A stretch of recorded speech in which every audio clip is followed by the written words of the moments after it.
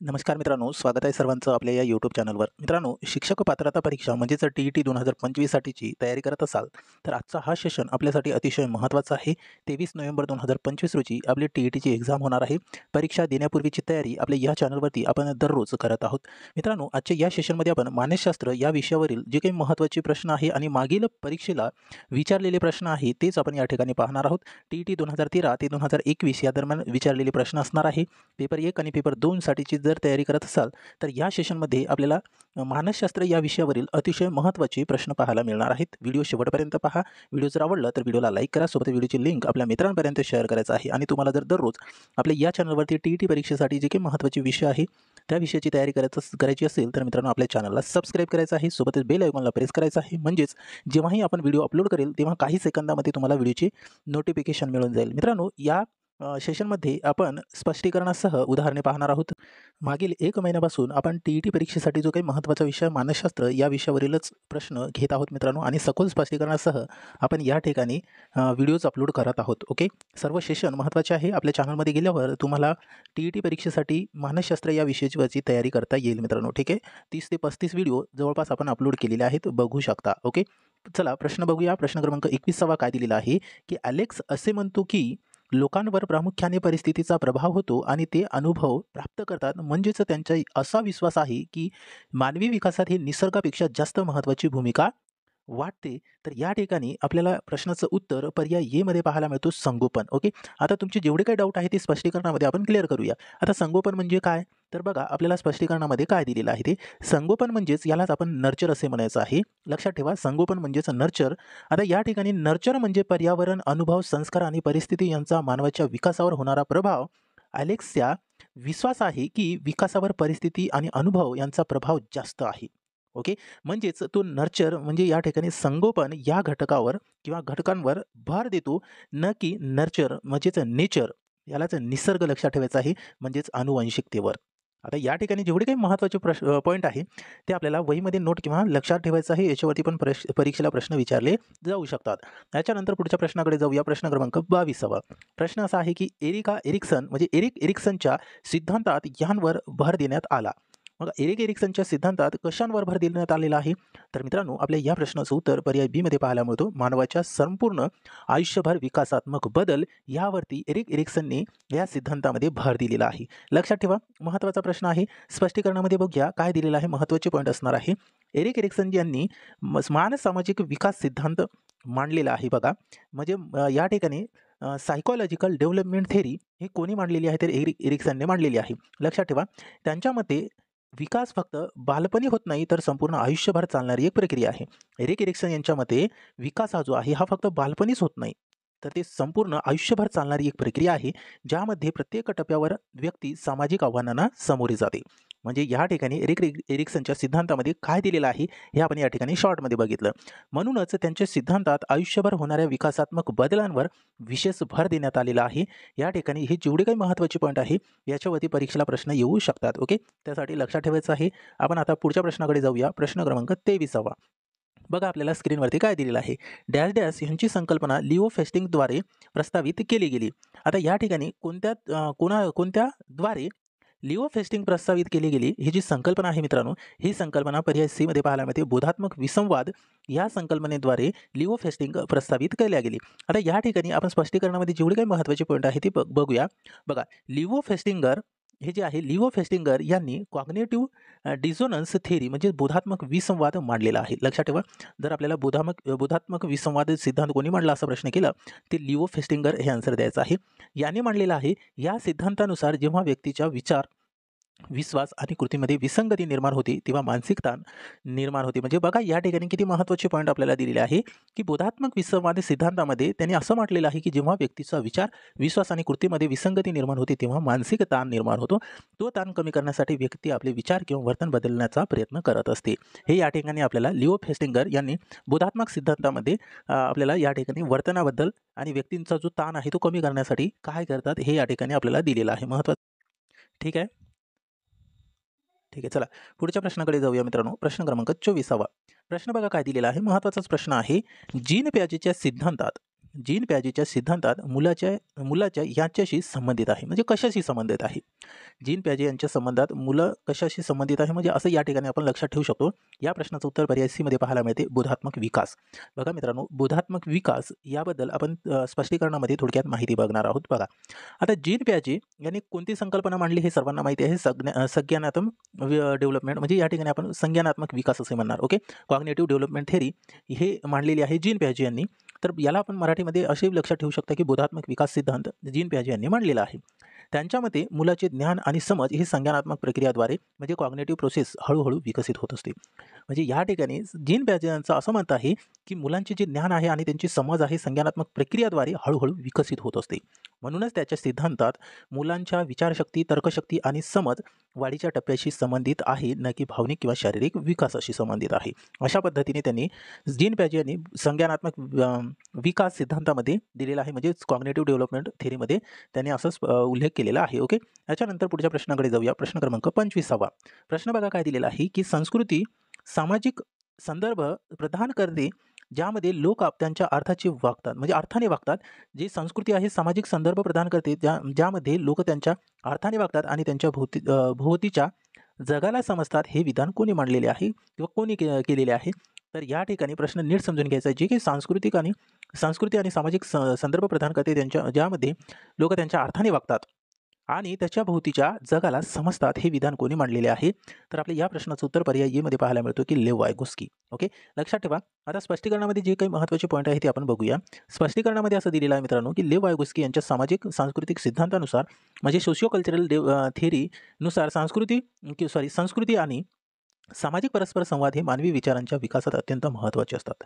त्यांच्या मते मुलं सांस्कृतिक साधनाद्वारे भाषा आणि सामाजिक परस्पर संवाद जग समजायला शिकतात. म्हणूनच लेव वायगोस्की यांनी असे म्हटले की संस्कृती सामाजिक संदर्भ प्रदान करते ज्यामुळे व्यक्ती आपल्या जगाचे अर्थ लावते. हे या ठिकाणी लेव वायगोस्कीने त्यांच्या सिद्धांतामध्ये म्हटलेलं आहे. लक्षात ठेवा मित्रांनो. पुढचा प्रश्न पाहण्याआधी तुम्ही जर आपल्या या चॅनलवरती नवीन असाल किंवा आपल्या चॅनलला अजूनही सबस्क्राईब केलं नसेल आणि तुम्हाला जर दररोज अशाच पद्धतीने आपल्या या चॅनलवरती शिकायचे असतील तर मित्रांनो आपल्या चॅनलला सबस्क्राईब करा, सोबतच बेल आयकॉनला प्रेस करा, म्हणजेच जेव्हाही आपण व्हिडिओ अपलोड करेल तेव्हा काही सेकंदामध्ये तुम्हाला व्हिडिओचे नोटिफिकेशन मिळून जाईल. ठीक आहे, त्यासाठी आपल्या चॅनलला सबस्क्राईब करून ठेवा. सोबतच टेलिग्राम ग्रुपला सुद्धा जॉईन करायचं आहे. आपण क्लासेसची PDF त्या ठिकाणी टाकत असतो. ठीक आहे, त्याची लिंक व्हिडिओच्या डिस्क्रिप्शन बॉक्समध्ये दिलेली आहे. मित्रांनो, आपण पुढच्या प्रश्नाकडे वळूया. प्रश्न क्रमांक 26वा प्रश्न बघा काय दिलेला आहे. बुद्धिमत्तेची विहार चाचणी यांनी विकसित केली. तर कोणते मानसशास्त्रज्ञ आहे ज्यांनी बुद्धिमत्ते विहार चाचणी विकसित केलेले आहे? तर या प्रश्नाचं उत्तर आपल्याला पर्याय ए मध्ये पाहायला मिळतो. SM मोहसिन यांनी बुद्धिमत्तेची विहार चाचणी विकसित केलेली आहे. स्पष्टीकरणामध्ये बघूया काय दिलेले आहे महत्त्वाचे पॉईंट ते. आता या ठिकाणी स्पष्टीकरणामध्ये दिलेलं आहे की डॉक्टर SM मोहसिन यांनी बिहार इंटेलिजन्स टेस्ट विकसित केलेली आहे. लक्षात ठेवा, बिहार इंटेलिजन्स टेस्ट हे कोणी विकसित केले तर SM मोहसिन यांनी विकसित केलेली आहे. ही चाचणी भारतीय पार्श्वभूमीवर बुद्धिमत्तेचे मापन करण्यासाठी तयार करण्यात आली होती. त्यामुळे भारतीय विद्यार्थ्यांच्या सामाजिक आणि सांस्कृतिक परिस्थिती लक्षात घेऊन तयार झालेली एक महत्त्वाची स्थानिक बुद्धिमत्ता चाचणी आहे.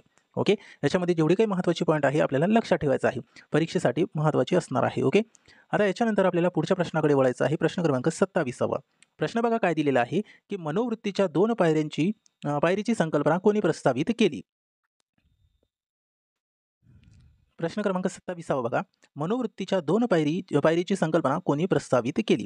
मित्रांनो, या प्रश्नाचं अचूक उत्तर असणार आहे पर्याय एच, SM मोहसिन. ओके, आता तुम्हाला यामध्ये जेवढे काही महत्त्वाचे पॉईंट आहे ते क्लिअर स्पष्टीकरणाच्या माध्यमातून होऊन जातील. बघा, आता स्पष्टीकरणामध्ये काय दिलेलं आहे की डॉक्टर SM मोहसिन यांनी मनोवृत्तीच्या 2 पायरीची संकल्पना प्रस्तावित केलेली आहे.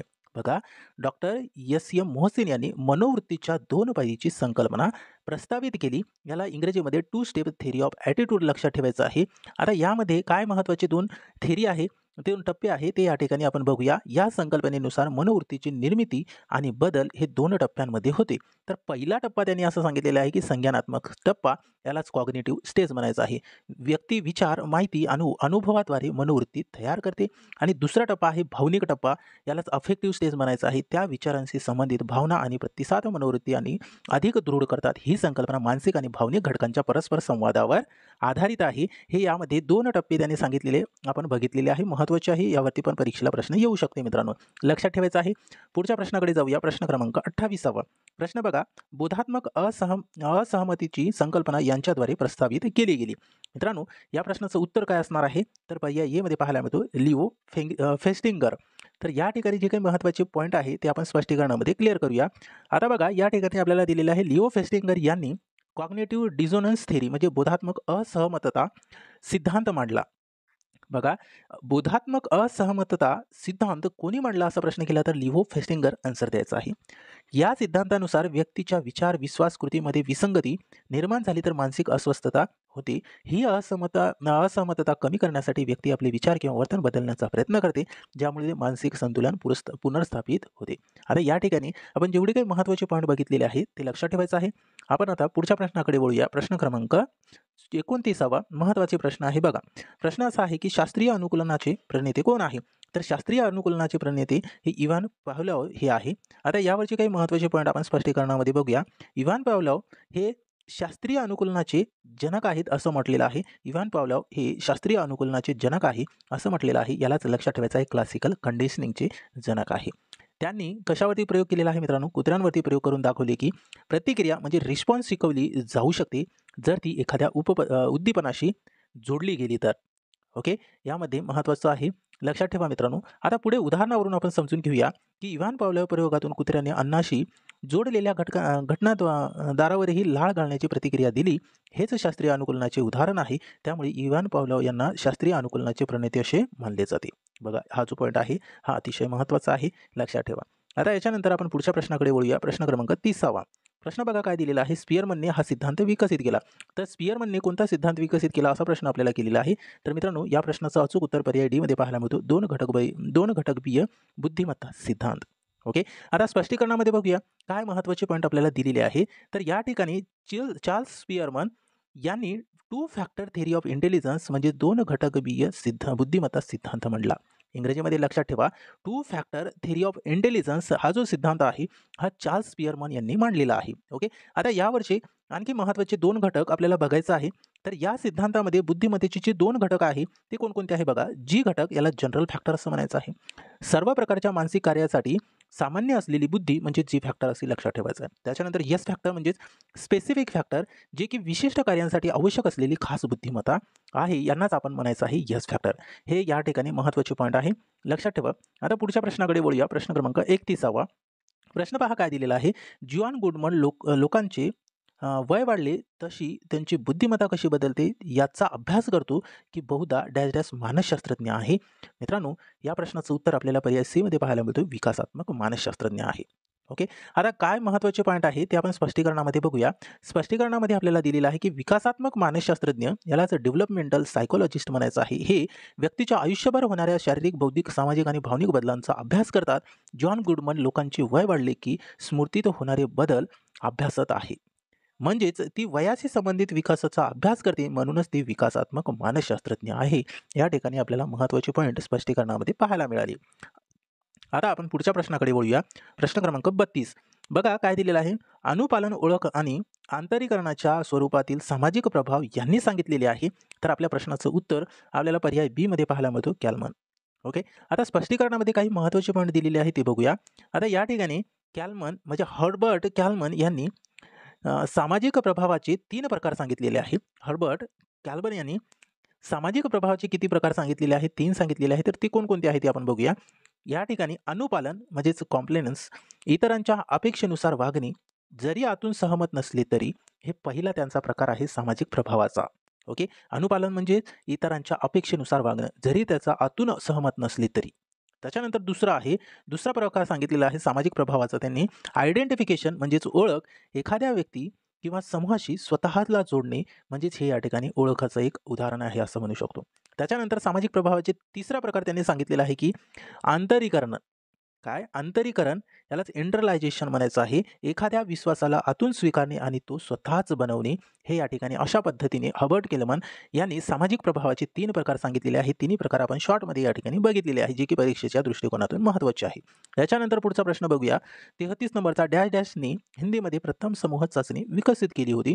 तर आपल्या प्रश्नाचं उत्तर या ठिकाणी पर्याय बी मध्ये पाहायला मिळतो मित्रांनो. Doctor SM. मोहसिन यांनी हिंदीमध्ये प्रथम सामूहिक समूह चाचणी विकसित केली होती.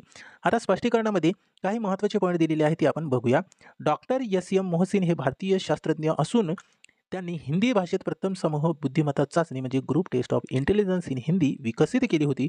ही चाचणी भारतीय विद्यार्थ्यांच्या सांस्कृतिक आणि भावनिक पार्श्वभूमीला अनुरूप होती. त्यामुळे काय झालं की ही चाचणी भारतातील मानसशास्त्रीय चाचण्याच्या क्षेत्रात एक महत्त्वाचे पाऊल ठरली होती. ओके, महत्त्वाचे पॉईंट आहे मित्रांनो, लक्षात ठेवायचं आहे. याच्यानंतर पुढच्या प्रश्नाकडे वळूया. प्रश्न क्रमांक 34. प्रश्न असा आहे की प्रथम बालवाडी त्यांच्याद्वारे सुरू करण्यात आली. प्रथम बालवाडी जी आहे हे कोणाच्याद्वारे सुरू करण्यात आली? तर IMP प्रश्न आहे, परीक्षेला प्रश्न याच्यावरती येऊ शकतात.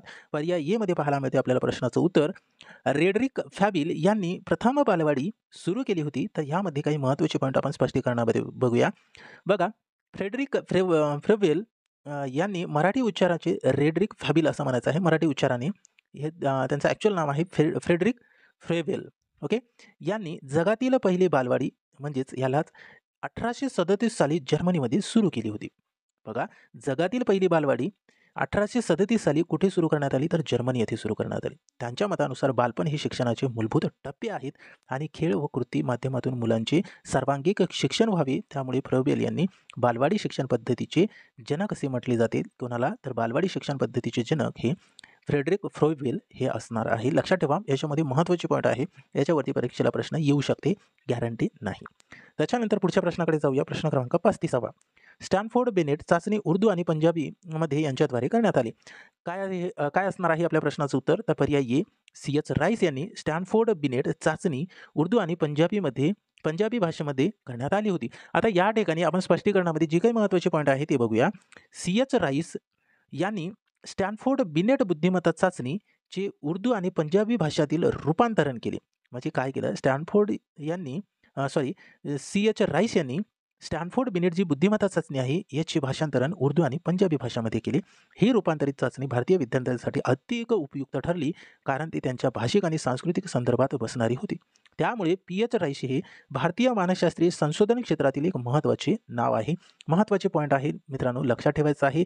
ठीक आहे, अशा पद्धतीने किती प्रश्नाचे उत्तर तुम्हाला करेक्ट देता आले ते कमेंट बॉक्समध्ये कळवायचं आहे. सोबतच व्हिडिओ कसा वाटला हे पण तुम्हाला कमेंट बॉक्समध्ये सांगायचं आहे. मित्रांनो, दररोज जर तुम्हाला अशाच पद्धतीने शिकायचे असेल तर आपल्या चॅनलला सबस्क्राईब करायचं आहे. सोबत व्हिडिओची लिंक आपल्या मित्रांपर्यंत शेअर करायचं आहे. दररोज आपण 22 नोव्हेंबरपर्यंत या ठिकाणी व्हिडिओज अपलोड करणार आहोत. यापूर्वीचे व्हिडिओज तुम्ही बघितले नसेल तर बघून घ्या, आपल्या चॅनलमध्ये अवेलेबल आहे. जवळपास 40 व्हिडिओज आपण अपलोड केलेले आहे. मागील 1 महिन्यापासून आपण दररोज TET या परीक्षेसाठी महत्त्वाचे जे विषय आहे त्याच्यावरती व्हिडिओज बनवत आहोत. बघितले नसेल तर बघू शकता मित्रांनो, आपल्या चॅनलमध्ये अवेलेबल आहे आणि चॅनलला सबस्क्राईब करायचं आहे. दररोज तुम्हाला अशाच पद्धतीने आपल्या या चॅनलवरती शिकायला मिळत जाईल. ठीक आहे, भेटूया समोरच्या सेशनमध्ये अशाच पद्धतीचे प्रश्न घेऊन. Thank you so much.